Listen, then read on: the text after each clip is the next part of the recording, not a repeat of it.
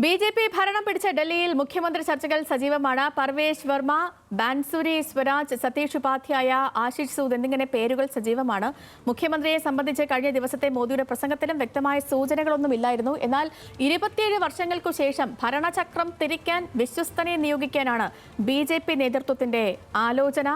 ഡൽഹിയിൽ നിന്ന് ശരത്ലാലുണ്ട്. ശരത്ത്, ബി.ജെ.പിക്ക് ഡൽഹി ജനത സമ്മാനിച്ചത് വമ്പൻ വിജയമാണെന്ന കാര്യത്തിൽ ഒരു സംശയവുമില്ല. പരിഗണനയിൽ 4-5 പേരുകളൊക്കെ വരുന്നുണ്ട്.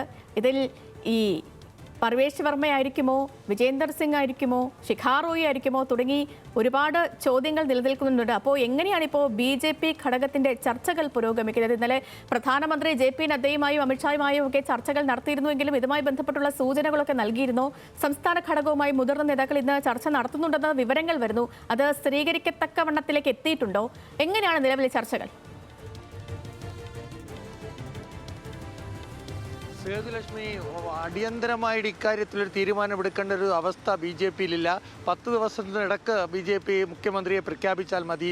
അതുകൊണ്ട് തന്നെ ആദ്യം പാർലമെന്ററി പാർട്ടി നിയമസഭാ കക്ഷി യോഗം വിളിച്ചു ചേർക്കുക, അതിൽ നേതാവിനെ തിരഞ്ഞെടുക്കുന്ന അവസ്ഥയിൽ വരുമ്പോൾ മാത്രം വ്യക്തമാക്കുക എന്നൊരു നിലപാടാണ് കേന്ദ്ര സർക്കാർ അമിത്ഷായും അതുപോലെ പ്രധാനമന്ത്രി നരേന്ദ്രമോദിയും എടുത്തിരിക്കുന്നത്. ഏതായാലും ഡൽഹിയിൽ ബി.ജെ.പിയെ സംബന്ധിച്ചോളം 27 വർഷത്തിന് ശേഷമുള്ള ഒരു ഭരണമാണ് ലഭിച്ചിരിക്കുന്നത്. അത് മോഡിയുടെ ഗ്യാരണ്ടിക്ക് നൽകിയ വോട്ടാണ്, അല്ലെ ജനങ്ങളുടെ വോട്ടാണ് എന്നാണ് ബി.ജെ.പി. വിലയിരുത്തുന്നത്. അതുകൊണ്ട് സേതുലക്ഷ്മി, മുഖ്യമന്ത്രി എന്ന സ്ഥാനാർത്ഥി ബി.ജെ.പിയെ സംബന്ധിച്ചോളം മറ്റു സംസ്ഥാനങ്ങളിലും ഈ കഴിഞ്ഞ 4 സംസ്ഥാനങ്ങൾ എടുത്തു നോക്കുകയാണെങ്കിൽ ബി.ജെ.പി. നരേന്ദ്രമോദി അധികാരത്തിൽ വന്ന ശേഷം അമിത്ഷാ നരേന്ദ്രമോദി കൂട്ടുകെട്ട് ആരെയാണ് മുഖ്യമന്ത്രിയാക്കുക എന്ന് നേരത്തെ പറയാൻ കഴിയില്ല. ഇത് തന്നെയാണ് മധ്യപ്രദേശിൽ നടന്നത്. മധ്യപ്രദേശിലും ഒരു സർപ്രൈസ് കാൻഡിഡേറ്റ് ആയിരുന്നു മുഖ്യമന്ത്രി. ഒറീസയിലും അങ്ങനെയായിരുന്നു, രാജസ്ഥാനിലും അങ്ങനെയായിരുന്നു. അതുപോലെ തന്നെ ഡൽഹിയിലും ഒരു സർപ്രൈസ് ഉണ്ടാകും എന്ന് അത് ആരായിരിക്കും എന്നതാണ് ഇപ്പോൾ നമ്മൾ നോക്കുന്നത്. ഏതായാലും ഇപ്പോൾ 4 പേരുകൾ ചുറ്റിപ്പറ്റിയാണ് ഡൽഹി ബി.ജെ.പി. ഘടകത്തിൽ ഉള്ള ചർച്ച നടക്കുന്നത്. ഒന്ന്, നേരത്തെയുള്ള മുഖ്യമന്ത്രി സാബ് സിംഗ് വർമ്മയുടെ മകൻ പർവേഷ് വർമ്മ. അദ്ദേഹം വളരെ അടുത്ത ബന്ധമാണ് അമിത്ഷായും മറ്റും നരേന്ദ്രമോദിയായിട്ടും. കാരണം അദ്ദേഹത്തെ മെഹ്റോളി സീറ്റിൽ 2013 മത്സരിക്കുകയും MLA ആവുകയും ചെയ്ത വ്യക്തിയാണ്. അതിനുശേഷം 2000 ലോക്സഭാ തെരഞ്ഞെടുപ്പിൽ മത്സരിക്കുകയും MP ആവുകയും ചെയ്തു. അതനുസരിച്ചിട്ട് ഈ തവണത്തെ ലോക്സഭാ തെരഞ്ഞെടുപ്പിൽ സീറ്റ് നൽകാതെ അദ്ദേഹത്തോട് നിയമസഭ ന്യൂഡൽഹിയിൽ പ്രവർത്തിക്കാൻ ബി.ജെ.പി. ആവശ്യപ്പെടുകയായിരുന്നു. സ്വാഭാവികമായിട്ടും അദ്ദേഹത്തിന് അതുകൊണ്ട് തന്നെ വളരെ വലിയ ഒരു MLA എന്നുള്ള പരിചയമുണ്ട്, MP എന്നുള്ള പരിചയമുണ്ട്. അതുമാത്രമല്ല, ജാട്ട് നേതാവായ സാബ് സിംഗ് ശർമ്മയുടെ മകനാണ് എന്ന പരിഗണനയുണ്ട്. സ്വാഭാവികമായിട്ട് ഇതൊക്കെ അദ്ദേഹത്തിന് ഗുണം ചെയ്യുന്ന ഘടകങ്ങളാണ്. അതേപോലെ തന്നെ രണ്ടാമത്തെ വളരെ പ്രധാനപ്പെട്ട പേര് വരുന്നത് ബാൻസുരി സ്വരാജിനാണ്. സുഷമ സ്വരാജിൻ്റെ മകൾ. ന്യൂഡൽഹി ഉൾപ്പെടുന്ന മേഖലയിലെ MP, യുവത്വമാണ്, അതുപോലെ തന്നെ വനിതാ പ്രാതിനിധ്യമാണ്. ഈ നരേന്ദ്രമോദി അതേപോലെ തന്നെ അമിത്ഷായുമായിട്ട് വളരെ അടുത്ത ബന്ധം പുലർത്തുന്ന വ്യക്തിത്വം കൂടിയാണ്. അതുപോലെ തന്നെ നിലവിലുള്ള പ്രതിപക്ഷ നേതാവ്, അദ്ദേഹം 2 തവണ തിരഞ്ഞെടുക്കപ്പെട്ടതാണ് വിജേന്ദർ സിംഗ്. അദ്ദേഹത്തെ കൂടി പരിഗണിക്കപ്പെടുന്നുണ്ട്. ഏതായാലും ഇതൊന്നും ആയിരിക്കില്ല. നിഷാദ് ഗാർഡിൽ നിന്നുള്ള രേഖാ ശർമ്മ എന്ന 38,000 വോട്ടുകളുടെ ഭൂരിപക്ഷത്തിൽ മത്സരിച്ച് ജയിച്ച രേഖാ ശർമ്മയുണ്ട്. ബി.ജെ.പിയുടെ ഫയർ ബ്രാൻഡാണ്. അവരെ പേരും പരിഗണിക്കപ്പെടുന്നുണ്ട് എന്നാണ് ഡൽഹി ഘടകത്തിൽ നിന്ന് നമുക്ക് ലഭിക്കുന്ന വിവരം. അതുപോലെ തന്നെ ഡൽഹി ഘടകത്തിലെ വളരെ പ്രധാനപ്പെട്ട ഒരു നേതാവായിരുന്നു മനോജ് തിവാരി.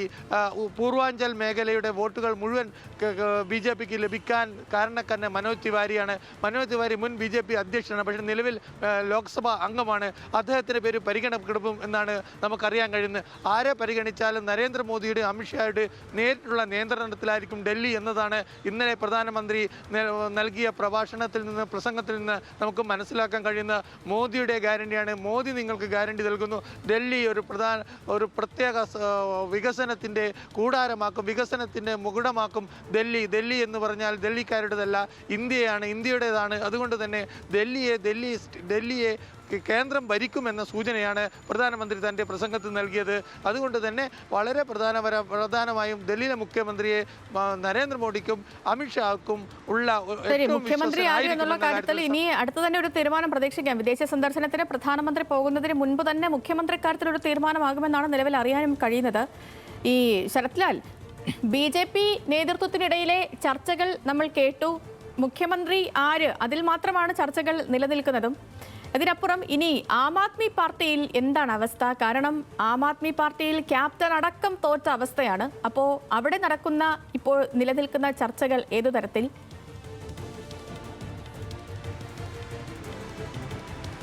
സേതുലക്ഷ്മി, ആം ആദ്മി പാർട്ടിയുടെ ആദ്യത്തെ പരാജയമാണ്. ആം ആദ്മി പാർട്ടി നിലവിൽ വന്ന ഉടനെ തന്നെ അത് ഭരണത്തിലെത്തുകയാണ് ചെയ്തത്. ഒരു പാർട്ടി നിലവിൽ വന്ന് 3 മാസത്തിനും 4 മാസത്തിനടക്കം ഒരു സംസ്ഥാനത്ത് ഭരണത്തിൽ തിരഞ്ഞെടുക്കപ്പെട്ടിട്ടുണ്ടെങ്കിൽ അത് ആം ആദ്മി പാർട്ടിയും കെജ്രിവാളാണ്. കെജ്രിവാളിൻ്റെ ജീവിതത്തിലെ ഏക പരാജയമാണ്, ആദ്യത്തെ പരാജയമാണ് ഇന്നലെ അനുഭവിച്ചത്. അതിനോട് അദ്ദേഹം എങ്ങനെ പ്രതികരിക്കും, അത് എങ്ങനെ ആം ആദ്മി പാർട്ടിക്ക് താങ്ങാൻ കഴിയും എന്ന കാര്യത്തിൽ സംശയമുണ്ട്. ഏതായാലും വളരെ ഒരു പ്രതികരണം ആം ആദ്മി പാർട്ടി ഘടകങ്ങളിൽ നിന്ന് വന്ന പ്രതികരണം അപ്രതീക്ഷിതമായ തോൽവി, ഒരിക്കലും ഇത് പ്രതീക്ഷിച്ചിട്ടില്ല. അതുകൊണ്ട് തന്നെ ഈ തോൽവിയിൽ നിന്ന് കരകയറാൻ ആം ആദ്മി പാർട്ടിക്കും കെജ്രിവാളിനും കുറച്ച് സമയമെടുക്കും. അതായത് ആം ആദ്മി പാർട്ടിയുടെ പരാജയം അത് വിശകലനം ചെയ്യപ്പെടേണ്ടതുണ്ട്. കെജ്രിവാളിൻ്റെ ഒരു ഏകാധിപത്യ നടപടികളായിരുന്നു ഇതുവരെ ആം ആദ്മി പാർട്ടിയിൽ നടന്നുകൊണ്ടിരിക്കുന്നത്. കെജ്രിവാളിനോട് വിയോജിപ്പുള്ളവർ പുറത്തു പോകുക എന്ന നിലപാടാണ് ഇതുവരെ കെജ്രിവാളും ആം ആദ്മി പാർട്ടിയും അവരുടെ 15 വർഷത്തെ ചരിത്രത്തിൽ നടപ്പിലാക്കിയത്. അതിൻ്റെ തുടക്കക്കാരായ നേതാക്കളായാലും ശരി, ഒടുക്കക്കാരെ MLA-മാരായാലും ശരി, കെജ്രിവാളുമായിട്ട് അഭിപ്രായ വ്യത്യാസമുണ്ടായാൽ പിന്നെ ആം ആദ്മി പാർട്ടിയിൽ ഉണ്ടാവില്ല. ഈ ഒരു ഏകാധിപത്യ പ്രവണതയായിരുന്നു ഇതുവരെ ആം ആദ്മി പാർട്ടിക്ക് ഉണ്ടായിരുന്നത്. ഇനി ഈ പ്രവണത ആം ആദ്മി പാർട്ടിയിൽ ചോദ്യം ചെയ്യപ്പെടുമെന്ന കാര്യം ഉറപ്പാണ്. കെജ്രിവാൾ എന്നുള്ള നേതാവിനേറ്റ തിരിച്ചടി കെജ്രിവാളിനെ കൊണ്ട് മാത്രം മുന്നോട്ട് പോകാൻ കഴിയില്ല, പാർട്ടി ആയി മുന്നോട്ട് പോകണം എന്നൊരു നിലപാടിലേക്ക് ആം ആദ്മി പാർട്ടി എത്തുമെന്ന് പറയേണ്ടി വരും. അവിടെയാണ് സിസോഡിയയുടെ പോലെ ആൾക്കാരുടെ പ്രാധാന്യം വർദ്ധിക്കുന്നത്. സിസോഡിയ നേതൃത്വ രംഗത്തേക്ക് വരാനുള്ള സാധ്യതയുണ്ട്. കാരണം സിസോഡിയയാണ് ശരത്ത്